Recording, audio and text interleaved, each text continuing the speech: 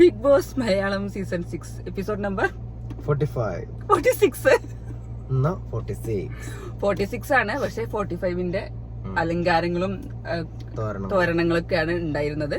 അപ്പൊ സ്റ്റാർട്ടിങ്ങിൽ തന്നെ 45 ഡേയ്സിന്റെ നല്ല നല്ല ഭംഗി ഉണ്ടായിരുന്നു കാണാൻ വേണ്ടിട്ട്. നല്ല അടിപൊളി സെറ്റപ്പിലായിരുന്നു. അത് എന്നിട്ട് എന്താ ജിൻഡോയും അർജുനും മറ്റേ അപ്സരയ്ക്കും വയ്യ ഇന്നലത്തെ ആ മറ്റേ പിടിവലി കാരണം. ഇന്ന് മറ്റേ ഇതൊക്കെ ഉണ്ട്, ഏടിമല പൂഞ്ചോല കണ്ടില്ലേ?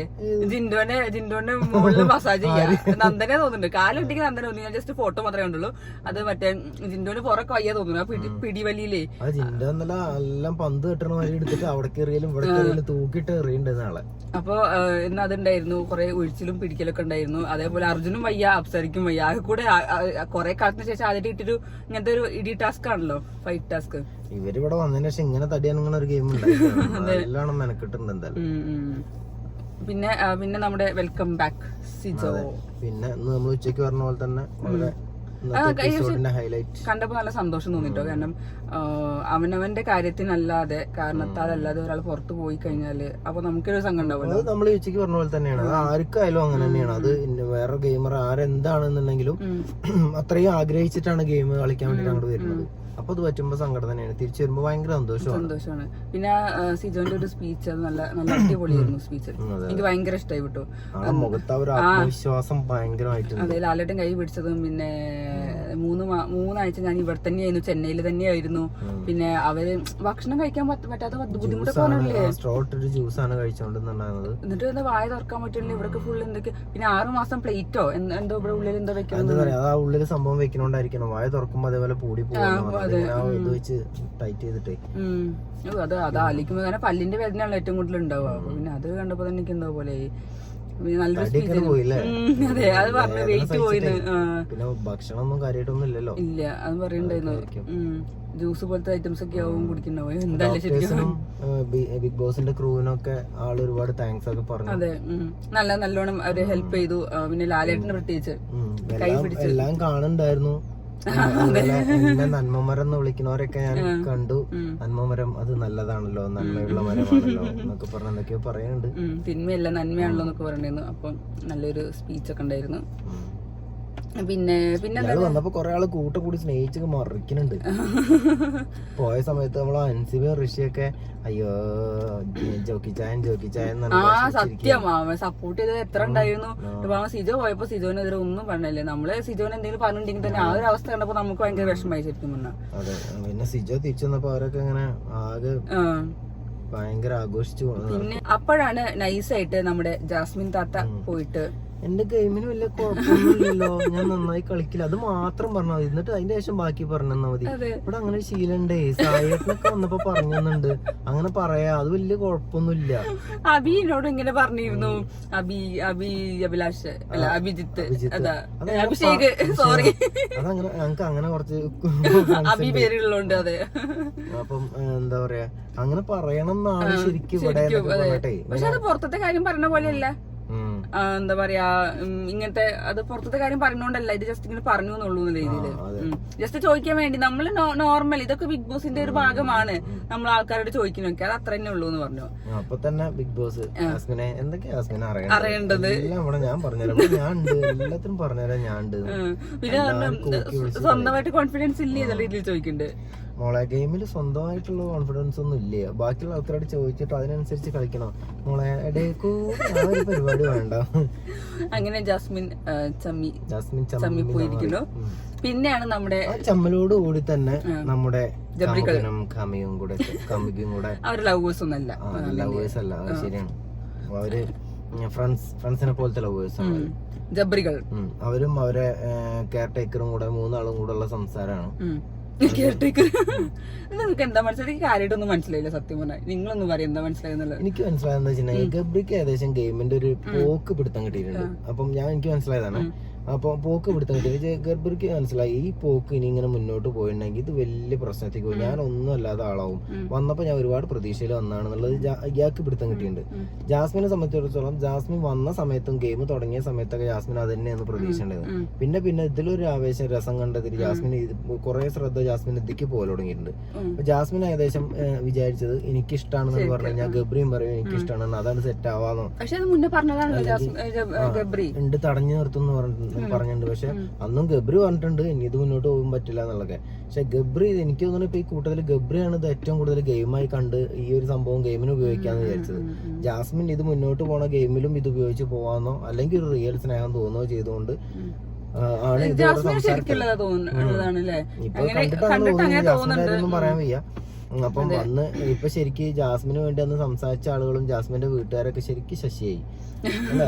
ഇപ്പൊ ജാസ്മിനല്ല ഇത് വിടാതെ പിടിച്ചോണ്ട് നിൽക്കണം, അവൾ അങ്ങനെയല്ല അവൾക്ക് വേണ്ടി അങ്ങനെ ആ ചെക്കൻ അങ്ങനെ കാണിച്ചു ഇങ്ങനെ കാണിച്ചു പറഞ്ഞിട്ട് കുറെ ആൾക്കാർ പറഞ്ഞിരുന്നു. അപ്പൊ എന്താ ഗബ്രി ഒരു സമയത്ത് എനിക്കിത് മുന്നോട്ട് പോകാൻ ബുദ്ധിമുട്ട്, എനിക്ക് താല്പര്യമില്ല, തുറന്ന് മുഖത്തടിച്ചു പോലാണ്ട് പറഞ്ഞു. ഗബ്രി ഉള്ള കാര്യം പറഞ്ഞു, വളഞ്ഞു ചുറ്റി പറഞ്ഞൊന്നുമില്ല. വേണമെങ്കിൽ നമുക്ക് പ്രേമിച്ച രസമായിട്ട്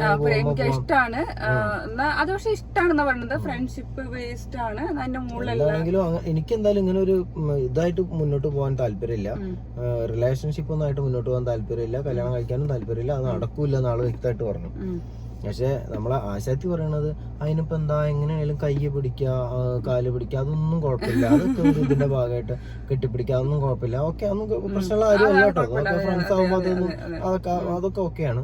പക്ഷെ ഇവര് ഇങ്ങനെ നടക്കുന്നോണ്ട് പറഞ്ഞെന്ന് മാത്രം. ഇതൊരു ഗെയിം ആയിക്കൂടെ, റസ്മിന്റെ മറ്റേ കത്തിന്റെ സംഭവം ആയിക്കൂടെ ചിലപ്പോ. പക്ഷെ ഈ സമയത്ത് എനിക്ക് കെയർടേക്കർ ഇഷ്ടായിട്ടോ.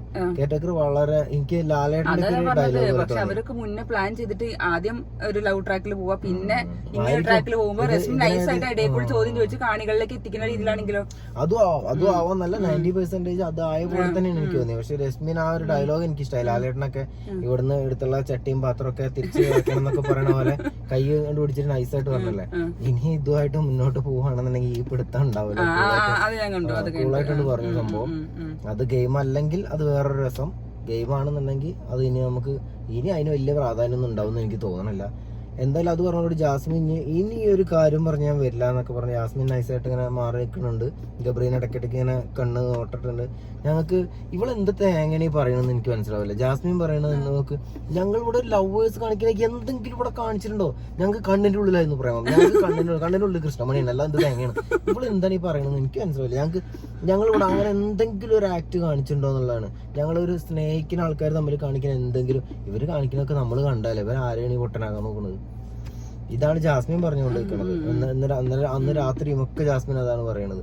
ഞാൻ എന്തെങ്കിലും എന്റെ ഭാഗത്ത് നിന്ന് അങ്ങനെ ഉണ്ടായോ, അല്ലെങ്കിൽ ഞങ്ങൾ അങ്ങനെ എന്തെങ്കിലും ഒരു ആക്ട് ചെയ്തോ, ഞങ്ങൾ എല്ലാവരും കാണിക്കുക. ഞാനും ഇപ്പം ഗബ്രിയും പറയണതാണ് നമ്മൾ രണ്ടാളും, അതായത് റസ്മിനും ഞാനും നിന്ന് അങ്ങനെ അതുപോലെ തന്നെ ജാസ്മിന്റെ അടുത്ത് ഞാൻ നിന്ന് എന്നുള്ളതാണ് പറഞ്ഞത്. പക്ഷെ ഇവരെ നമ്മള് കാണിക്കുമ്പോ നമുക്കിപ്പോ എന്താ പറയാ, നമുക്കൊന്നും പറയാനില്ല ജബ്രികളെ കുറിച്ച്. കാരണം അതൊരു ഭയങ്കര ഹിറ്റായ സംഭവമാണ് അത്. ഗബ്രി പക്ഷെ നമ്മൾ വിചാരിച്ച കട്ടപ്പ ജാസ്മിൻ ആയിരുന്നു. പക്ഷെ എന്താ അറിയില്ല, ഇനി ജാസ്മിന്റെ ഗെയിമാണോ, ഇനി ജാസ്മിൻ അങ്ങനെ കറക്റ്റ് ആയിട്ട് അറ്റാച്ച്മെന്റ് തോന്നിയതാണോ. അറ്റാച്ച്മെന്റ് തോന്നിയതാണെങ്കിൽ പോലും ഗെയിം വരുന്ന സമയത്ത് ജാസ്മിൻ ഭയങ്കര ഉഷാറാണ്. ഭയങ്കര ഷോക്കായിരുന്നു. പറച്ചില് കഴിഞ്ഞപ്പോ നേരെ ഗബ്രി പോയിട്ട് ബിഗ് ബോസ് മറ്റേ ക്യാമറയോട് സംസാരിക്കുന്നുണ്ട്. കൺഫെഷൻ റൂമിൽ ബാത്റൂമിൽ പോയി ഓടിക്കറി, അത് കഴിഞ്ഞ് ടോയ്ലറ്റ് പോയിരുന്നു. അതെല്ലാം ഓടിക്കറി പോയിരുന്നു. അവിടെ കുറെ നെഞ്ഞത്തടിച്ച് കറിയണു, എന്തൊക്കെയോ ആള് കുറച്ച് കാണിച്ച് എന്തായാലും മെഡിക്കൽ റൂമിലേക്ക് വിളിച്ചോണ്ട് ജാസ്മിനെ കാണിക്കാൻ വേണ്ടിട്ടാണോ നമ്മളെ ആൾക്കാർക്ക് കാണിക്കാൻ ചിലപ്പോ ജാസ്മിനെ കാണിക്കാൻ വേണ്ടി ചിലപ്പോ ഗബ്രിക്ക് ഒരു തോന്നലൊന്നുണ്ടാവും, ദൈവമേ ഞാൻ എന്താ പറയാ തേച്ചു എന്നൊരു തോന്നൽ. അപ്പൊ അതിന് ആൾക്ക് ടെൻഷൻ ഉണ്ടാവും. അപ്പൊ അതങ്ങനെയല്ല, ഞാൻ ഭയങ്കരമായ എന്തോ മറച്ചു വെച്ച് എന്റെ ഉള്ളിലുള്ള സ്നേഹമൊക്കെ അത് നടക്കാതെ പോവുമല്ലോ, അതുകൊണ്ടാണ് ഞാൻ ഇത് ഇങ്ങനെ ആക്കിയത് നമ്മളെ തോന്നിപ്പിക്കാൻ വേണ്ടിട്ട് എന്റെ ഉള്ളിൽ വിഷമം ഉണ്ട് കാണിക്കാനുള്ള ഒരു ഷോ ആയിട്ടാണ് എനിക്കത് തോന്നിയത്. നമുക്ക് തോന്നിയാണ് പറയുന്നത്. ഇനിയിപ്പോ അവരുടെ ഉള്ളിലൊക്കെ എന്താന്നുള്ള അറിയില്ല. ചിലപ്പോ അങ്ങനെ ഒരു സിറ്റുവേഷനിൽ സീസണിൽ വരുമ്പോ എന്തൊക്കെയാണെങ്കിലും ഇഷ്ടങ്ങളും കാര്യങ്ങളൊക്കെ വരലൊക്കെ സ്വാഭാവികമാണ്. അതൊന്നും മനുഷ്യന്റെ കാര്യമാണ്, അതുകൊണ്ട് തടഞ്ഞു നിർത്താൻ പറ്റുമൊന്നുമില്ല.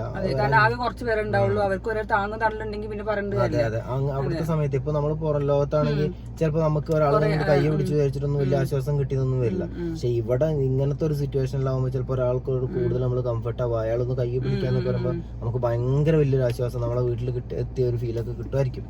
പിന്നെ അതിന്റെ ഇടയ്ക്ക് ലിവിംഗ് റൂമിൽ വന്നിട്ട് മറ്റേ എന്തോ സംസാരിക്കുന്ന കൂട്ടത്തില് സിജോനെ ഏത് ടീമിലൊക്കെ ആയിട്ട് അങ്ങനെയൊക്കെ സംസാരിച്ചപ്പോ റസ്മിനോട് അപ്സര നൈസായിട്ട് ചെവി ഒരു കാര്യം പറഞ്ഞു കേട്ടോ. കേട്ടു ഇതൊന്ന് ഒഴിഞ്ഞു മാറിക്കോ, അതാണ് നല്ലതല്ലേ സംഭവം. ഞാനിനി എതിർത്ത് നിന്ന് പറയും, പിന്നെ അങ്ങനെ ഉണ്ടാവില്ല, സപ്പോർട്ട് ചെയ്യില്ല എന്ന രീതിയിൽ അപ്സര നൈസായിട്ട് പറഞ്ഞു. അത് നല്ല കറക്റ്റ് പോയിന്റ് ആണ്. ഇതിൽ എനിക്ക് തോന്നുന്നു ഇപ്പൊ ഇവര് മൂന്നാളും ഗെയിം കളിക്കേണ്ടത്, ഗെയിം കളിക്കാണ്. ഇവര് മൂന്നാളും ഗെയിം കളിക്കുകയാണോ, അവര് മൂന്നാളും കൂടി നമ്മളെ ഗെയിം കളിപ്പിച്ച് പറ്റിക്കുകയാണോ ഒന്നും മനസ്സിലാവണില്ല. എന്താണെന്നുണ്ടെങ്കിലും ഇതെന്തോ ഒരു ട്വിസ്റ്റ് ആണ്, അല്ലാതെ ഇന്നലെ വരെ പെട്ടെന്ന് അവർ എന്തൊക്കെയോ പ്ലാൻ ചെയ്ത് വരുന്നുണ്ട്. ആ ഒരു ഗെയിമും നമുക്ക് കാണാം, നമ്മളെല്ലാ ഗെയിമും കാണാൻ തയ്യാറായിട്ടാണല്ലോ ഇരിക്കുന്നത്. അതെ, നമ്മളിതൊരു ഗെയിമായിട്ട് കണ്ടു. ഈ സീസൺ ഇപ്പൊ ആ 100ാമത്തെ ദിവസം കഴിഞ്ഞാൽ നമ്മളിത് വിടുകയും ചെയ്യും. അത്രയും നമ്മൾ അടുത്ത ടോപ്പിക് വേണ്ടി പോകും, അടുത്ത സീസണിന് വേണ്ടി വെയിറ്റ് ചെയ്യും, അടുത്തതിന് കിട്ടാൻ വേണ്ടിട്ട്. അതൊരു ബിഗ് ബോസ് എന്നൊക്കെ പറയണ, ബിഗ് ബോസ് കൊണ്ട് ഞാൻ എപ്പോഴും വിചാരിക്കും ബിഗ് ബോസ് കൊണ്ട് അങ്ങനെ സക്സസ് ആയ ഒരാൾക്കാരൊന്നും ഇല്ലല്ലോ. ഒരു സീസൺ കഴിഞ്ഞ അടുത്ത സീസൺ വരുമ്പോൾ പഴയ ആൾക്കാരെ മറക്കും. അത്ര തന്നെ ഉള്ളൂ.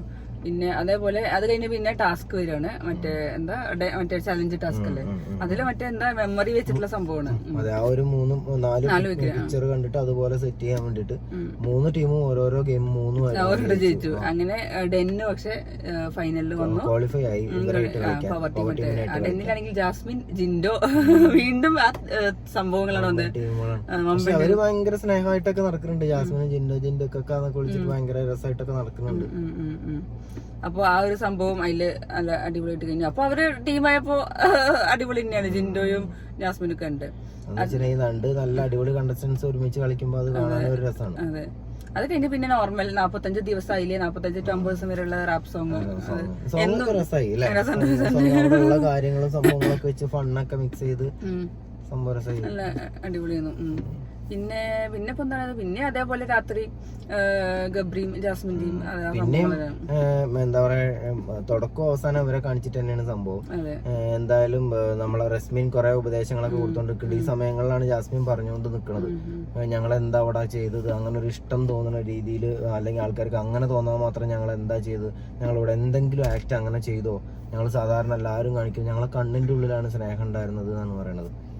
അത് ഞങ്ങളൊക്കെ കണ്ണിന്റെ ഉള്ളിലും ഇതുള്ളത് കാരണം കൂടി ഞങ്ങളൊക്കെ ഇത് കാണുന്നുണ്ട്, അതുകൊണ്ട് ഞങ്ങൾക്കൊക്കെ ഇത് മനസ്സിലാവുന്നുണ്ട് എന്തൊക്കെ ഒരു പുകിലായിരുന്നു അത് ഇവിടെ കാണിച്ചുകൊണ്ടിരുന്നത്. ഇപ്പോഴാണ് കണ്ണിന്റെ ഉള്ളിലും മൂക്കിന്റെ ഉള്ളിലൊക്കെ സ്നേഹമായത്. ഇപ്പൊ അതൊക്കെ മാറി, ഇതൊക്കെ ഓരോരുത്തരുടെ എഫക്റ്റ് എന്തെങ്കിലുമൊക്കെ ആവുമല്ലോ, അവരായി അവരുടെ പാടായി അല്ലെ. പിന്നെ നമുക്ക് ബിഗ് ബോസിൽ പറയാൻ ടോപ്പിക് വേണമെങ്കിൽ ഇപ്പൊ അവര് തന്നെ വേണം, അല്ലെങ്കിൽ വേറെ വല്ല അടിപൊളി ടാസ്ക് എന്തെങ്കിലും കിട്ടണം. ബെഡ് പോയിട്ട് സുഖമായിട്ട് പോയി കിടന്നു, വാഴത്തണ്ട് കിടക്കണവര് കിടക്കും. അപ്പൊ അവർ ടീമിന്റെ ഉള്ളിൽ കയറി സുഖമായിട്ട് അവിടെ കിടക്കും. തലകളൊക്കെ പിടിച്ച് ചിത്രകണ് ഗോർമകളെ സുഖമായിട്ട് ഉറങ്ങണം.